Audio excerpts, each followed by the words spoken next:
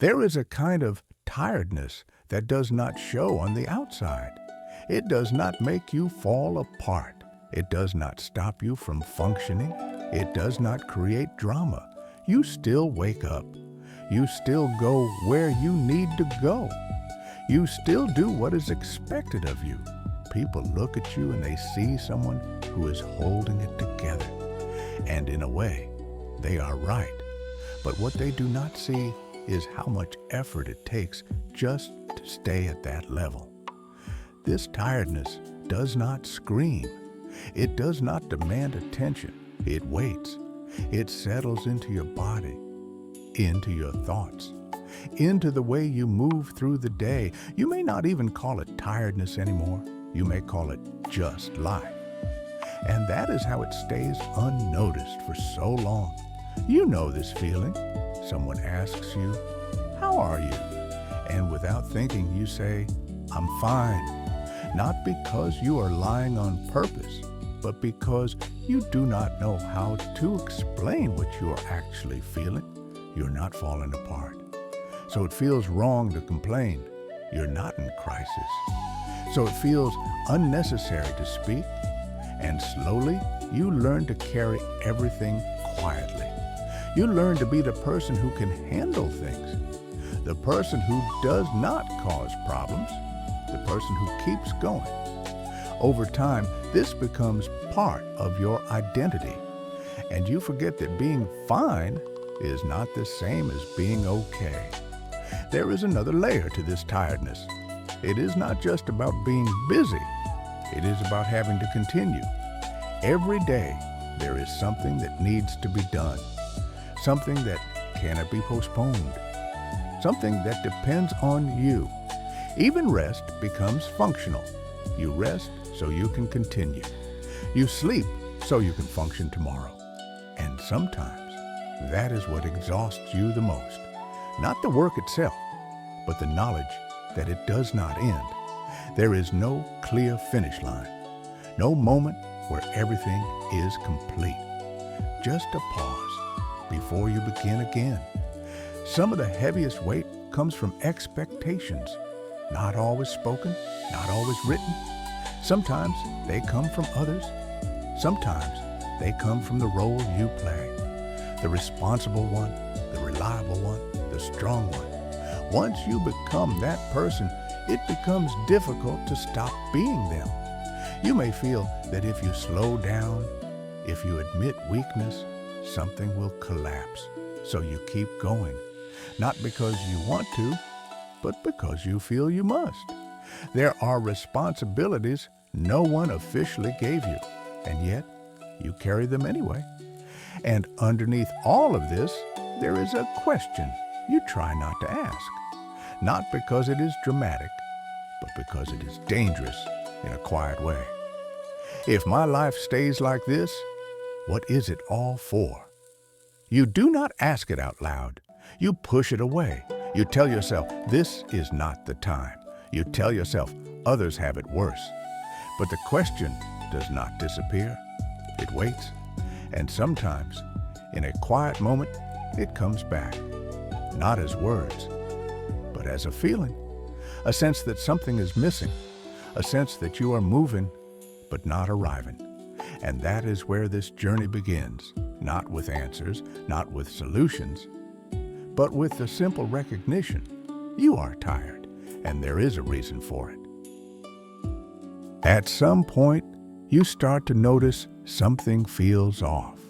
Not suddenly, not dramatically, just slowly. You realize that inside you there is a need for meaning, for direction, for some sense that what you are doing matters. And then there is life. Life does not rush to meet that need. Life does not explain itself. It simply continues. This creates a gap. On one side, your questions, your hopes, your expectations. On the other side, silence. This gap is not your fault. It is not something you created. It is simply there. And once you notice it, it becomes harder to ignore. Albert Camus called this situation the absurd, not because life is dramatic, not because it is cruel in an obvious way, but because it does not line up with what we expect.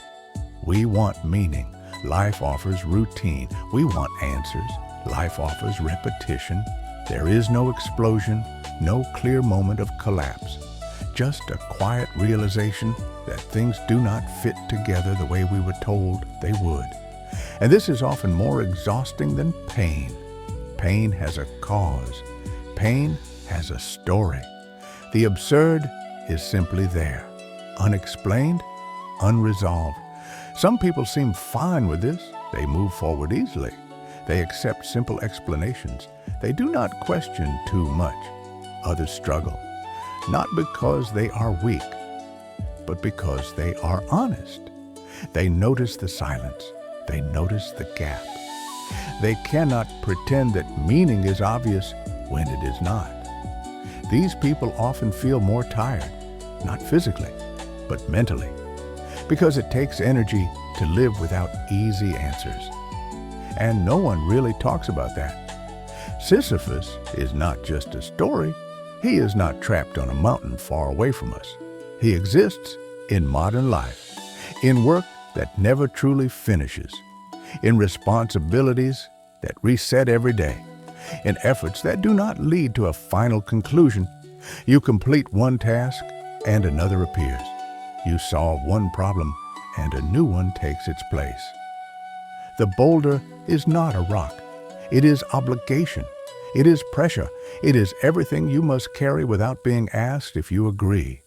And like Sisyphus, you push, not because you believe it will end, but because stopping feels worse. What makes this hardest is not the work. It is the silence. You do not receive confirmation that you are doing the right thing. You do not receive a clear sign that it is worth it. You just keep moving. And over time, this silence becomes heavy. Heavier than criticism. Heavier than failure. Because at least those respond to you. Silence does not. And yet, this is where you are. Standing in the middle of questions without answers. This is not a mistake. This is not a personal failure.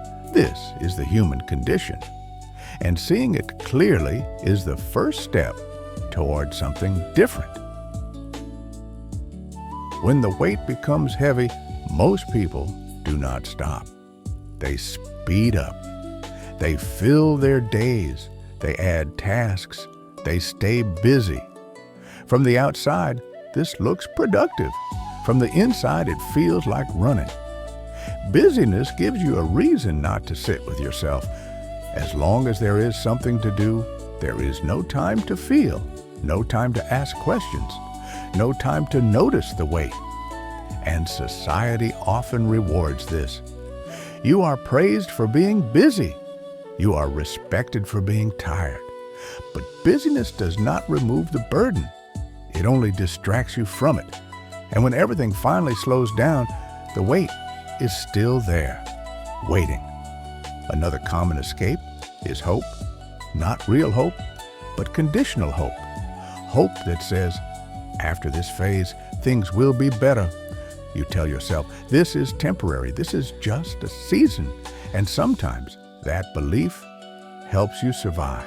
But often, one phase ends and another begins. The conditions change, but the feeling remains. False hope can be dangerous because it teaches you to postpone your life, to endure the present only for a future that never fully arrives. And over time, this becomes exhausting, not because you hoped, but because you waited. Some people escape by trying to fix themselves. They believe the problem must be them. If they were stronger, more disciplined, more focused, then life would make sense. So they turn themselves into a project, always improving, always correcting, never enough. There is value in growth. But when growth becomes punishment, something is wrong. You are not broken because life feels heavy. You are not failing because you feel tired. Turning yourself into a constant problem does not make the burden lighter. It only adds another one. At some point, escape stops working. You realize you cannot outrun the weight. This is where a different choice appears. Not an easy one, not a dramatic one, a quiet one. To stay with the tiredness, to stay with the uncertainty, to stay with life as it is, without decoration, without promises. This is not giving up. This is honesty. You stop asking life to be something else, and you stop pretending you are something else.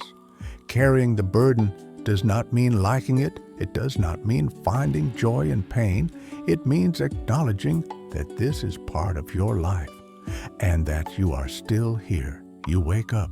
You do what needs to be done, not because it makes sense, but because it is yours.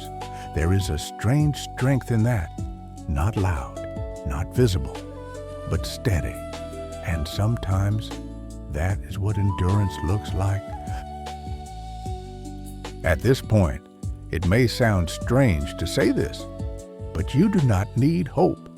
Not the kind of hope that promises things will get better. Not the kind that asks you to endure today for a reward tomorrow. Hope like that can become another burden.